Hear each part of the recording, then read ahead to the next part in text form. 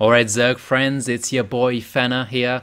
It's been a while since we've done a replay analysis on this YouTube channel, but a guy called Fallen Glory donated $25 to me as he has enjoyed my stream and YouTube videos or whatever.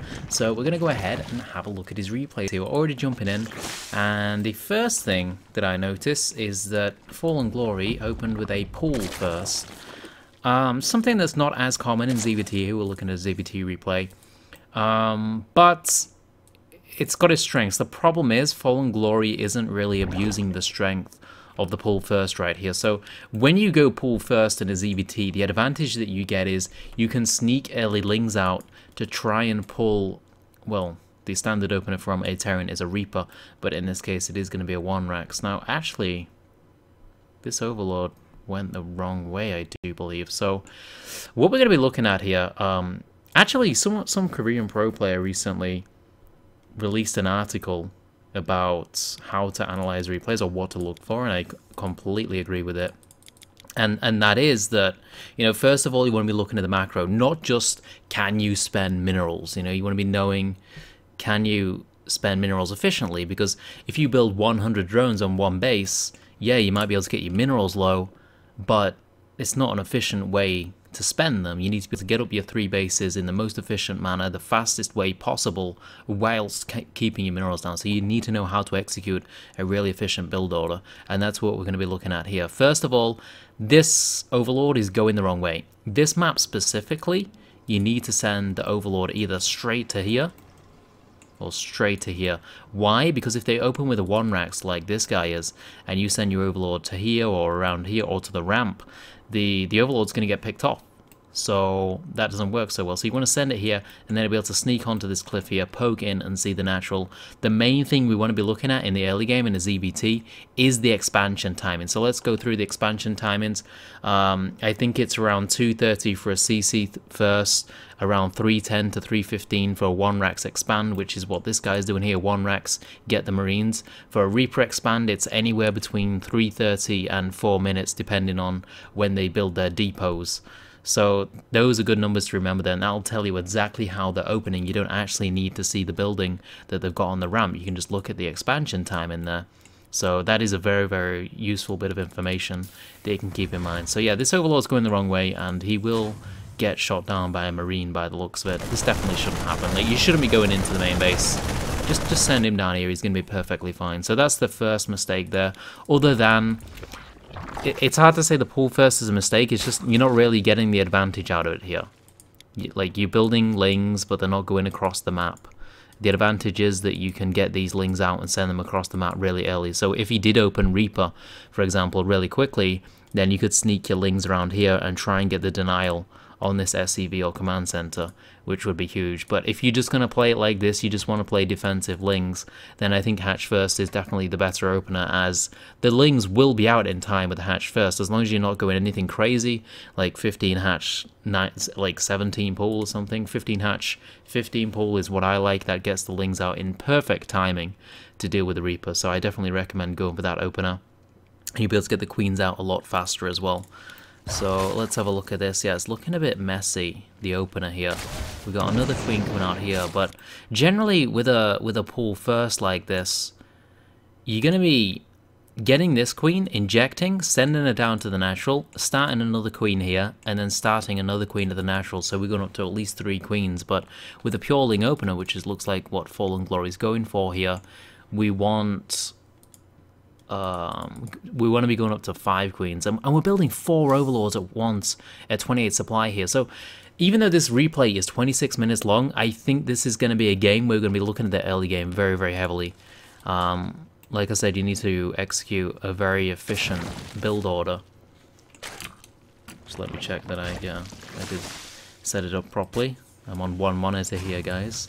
So we're not going to look at his base, that doesn't matter. In fact, we'll go into the Fallen Glory vision here. We're going for a Baneling list right now. This is really, so this opener is extremely messy from Fallen Glory. You know, I'm just going to put it out there, we've got way too many lings.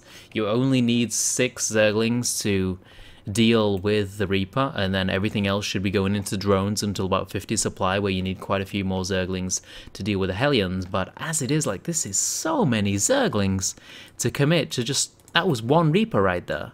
I mean, how much is this in Zerglings? 16, 18 Zerglings? I'm not even going to do the math on that, because doing math whilst you're recording is always a bad idea. Wait, let's do it.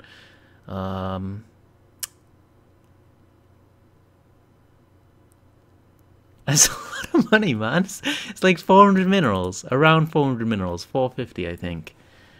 But yeah, I mean, that's a huge I mean, 450 minerals for the Reaper investment, which is 50-50. That's insane.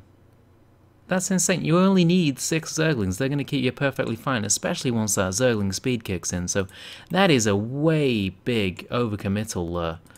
Maybe you got scared because the Overlord got picked off, but there's nothing really to be scared of unless it was a 2-Rex, but you should have been able to get a whiff of that.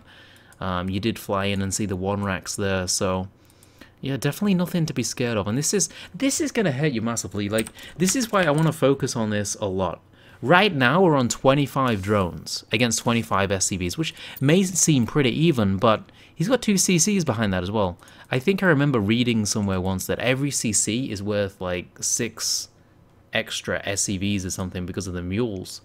So you're in a horrible situation right now. And in ZvTs, that is massive because everything comes down to the Hellion pressure as well. Like, if he goes for Hellions right now, you're going to be behind an econ, but you're going to need more Lings to be able to defend it, which it just spirals out of control. So let's have a look where this game goes. I'm pretty sure he's going to go for Hellions. Actually, he's going for a tech lab on the factory, so even though it might not be as bad as it is, but most players will go for the Hellion plays there.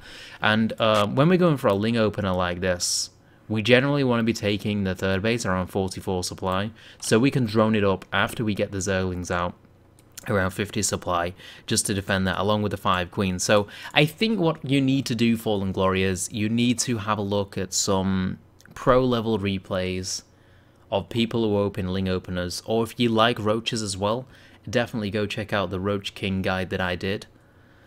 But as it stands, this is extremely messy. Let's go through a bit more. I'm going to have a look a bit at the mid-game, because I don't just want to say, hey man, your opener sucks. You know, move on with your life. But that is the main thing. This is the big thing. The opener is absolutely huge right here. And again, we're building a shitload of Zerglings for absolutely no reason. The 3rd base is extremely late. And yeah, just the efficiency. Like, the minerals are going down. The minerals are going down. This is what I'm talking about. The minerals are decent. Yeah, we're up at 600 right now, but they're getting spent pretty decently.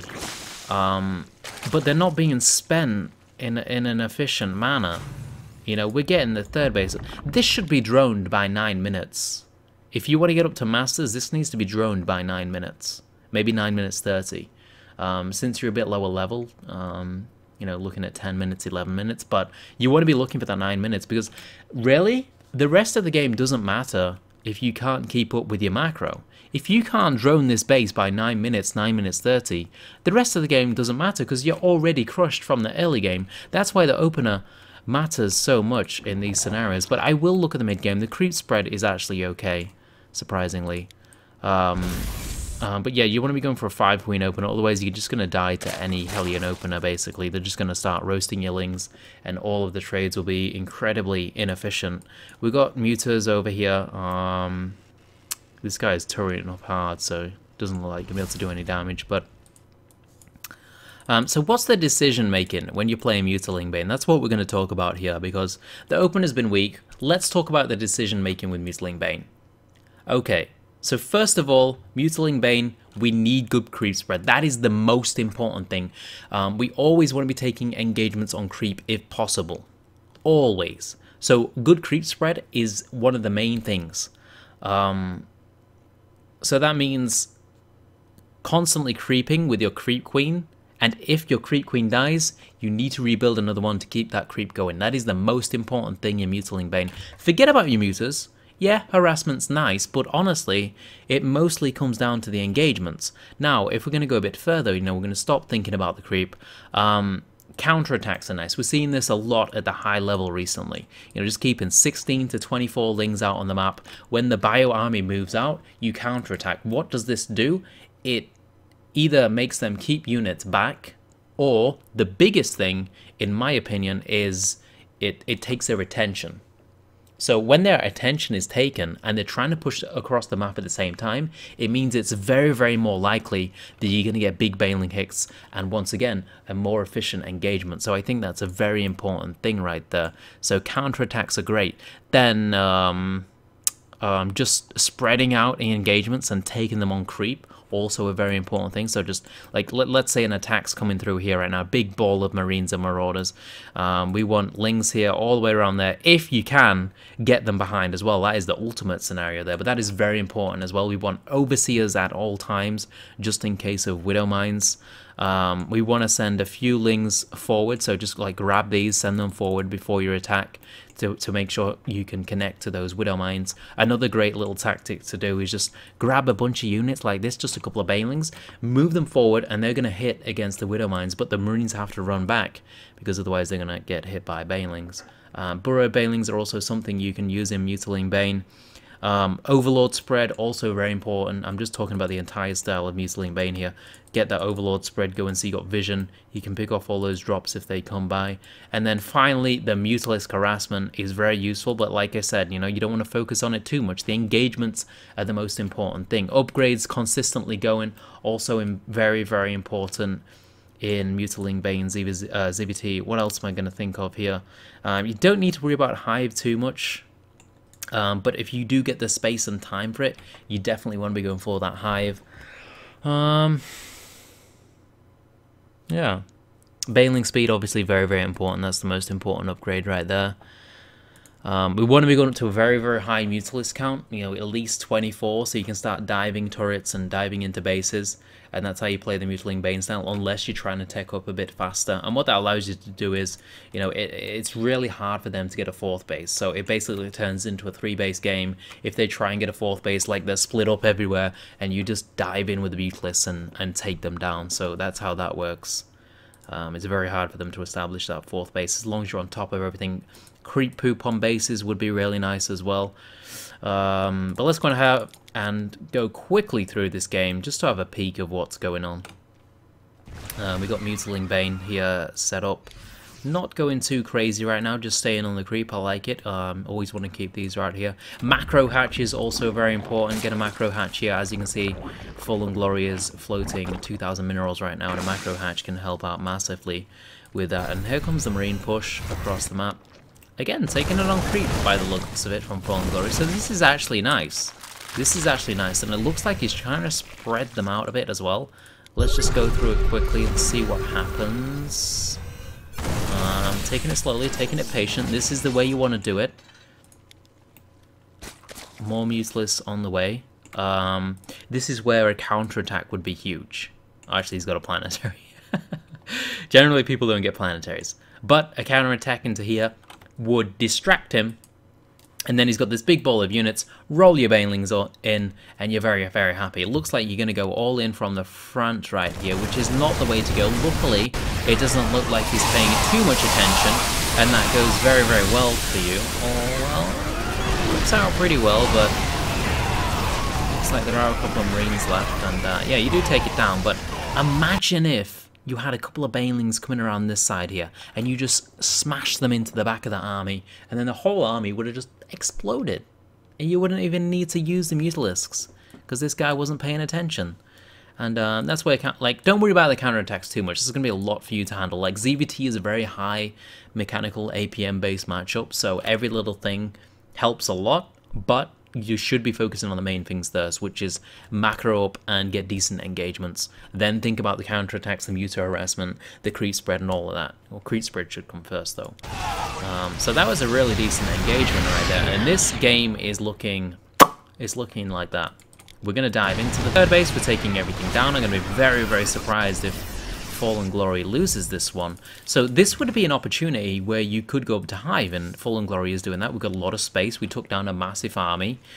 Going into Ultralisks, Infestors, maybe Brood Lords at some point would be... Whoa, double Spire. Didn't see that one earlier. have a look at the Muta upgrades here. To get a lot of Muta, I think just go with the one Spire. I mean, you can do this if you want, but it's going to be a very heavy investment. Wait, what are the ground upgrades? Oh, no ground upgrades. Okay. Definitely go for the ground upgrades over the double Spire.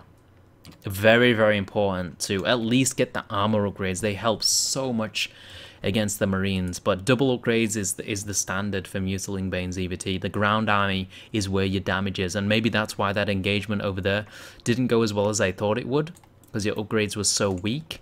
But if you're just getting Muta upgrades, I mean, your dives are going to be good, but you're not going to be able to fight the ground army. There's nothing going to be able to fight these Marines, in theory, if they split well. So let's speed this up again. The Mutalist should be able to do a lot of damage.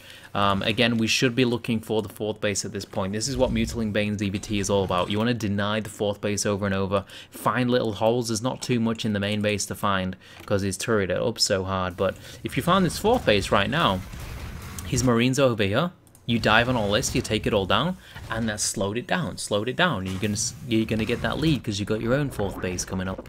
Also, you should have had your 4th. Oh wait, never mind. 4th base is up. What am I talking about? That's very, very silly. More mutas on the way, going up to a very, very high count right now, which is okay. But when you're going to this high of a count, you're going up to 40-ish. You definitely need to be attacking the 4th base. Because you're not going to win a ground engagement with this army. You've got too many Mutalists to win a straight-up fight. Like, he's going to split, and your ground army's not going to kill the army. There's going to be Marines left over, and all your Mutalists are just going to get shot down. So, yeah, whoa. That's a lot of turrets, though. But still, with this Mutalist count, you can just dive turrets freely. You got nothing to worry about, especially with those upgrades as well, so... the decision making at this point is a little weak. Do we have the Ultra Den on the way? I don't think so. So we've gone up to Hive. We've got a massive bank. We should be going for the Ultralist Cavern or the Greater Spire. Infestors as well.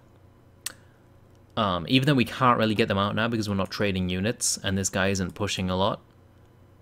When we remax Ultralisks, would be amazing. Ultralist Broodlord Infestor is almost unbeatable with a bio army. So if you can get up to that, that's your ultimate late game right there. That's what you want to be looking for. Let's speed this bad boy up. And it looks like setting up. Oh. Don't do that to me, Fallen Glory. That would make me very sad. But yeah, definitely need to be looking at the Hive tech here. We've gone up to Hive. We've still got no ground upgrades. We need that 3-3. We need the adrenal glands. We need everything. We're not getting anything from the Hive right now. Not even the air upgrades. And we're going in for this engage. Yeah, this is really bad. Like, we've been patient throughout the whole game, but now we're just diving into a Terran off creep. And this is extremely painful. Like I said, you want to be taking engagements on creep all game. Once you take an engagement off creep like this, you're basically saying you don't have the patience. ZvT is a lot about patience as well as mechanics, because you do not want to take a single engagement off creep unless you're really pushing an advantage, a big advantage, because the engagements off creep are so inefficient, and without the ground upgrades here, like, these Marines are just not dying. And there we go, everything gets destroyed, and that's basically the end of the game there. So, I mean, yeah, let's go through this. So, start of the game, we need to focus on a different build. We need to get that efficiency up with the build.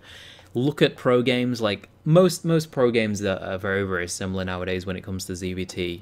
If you find a Muta Ling Bane game, it's probably going to be 5 queens, 6 zerglings to open up to deal with the Reaper, and then like a bunch of zerglings from 50 to 60 supply, like 16 to 20, just so you can hold off those Hellions getting into the 3rd base, and then you get your 3rd base around 44 supply, you drone it up, and then you go into Mutalist production. So if you find any kind of pro replay, it's going to be like that. And if you want to go roaches, then check out the Roach King guide that I did. But you need to get the efficiency of that build order down. And once you do, you will just start wrecking people because you'll have the advantage in the economy from how good your opener is. And then all about the mid game I talked about. You can just rewind the VOD. And, you know, just how to play the style. Be patient, split, spread the creep, counterattacks, harass the mutas. And yeah, I think you know, you get all of that. That's a lot to focus on right there. So keep all that in mind, and I think you'll be good, man. A lot to focus on. The first thing, definitely look for the more efficient build order, then focus on creep spread, then focus on engagements, then focus on counterattacks, then focus on the Muta harass. Oh, the upgrades. Upgrades are absolutely essential. The double ground upgrades is what you need rather than a double spire upgrades. So definitely look at that. Hope that helped you out, Fallen Glory, and anyone else who's struggling with ZvT right now in the lower leagues. I think this was a gold level game. So I'll see you guys next time. Peace. Anyone else did, because I used to watch him on a Korean streaming site, and he used to play more ladder games than anyone. So I knew he was going to be an up-and-comer, and yeah. So life, #1, guys. And then #2 position, DRG.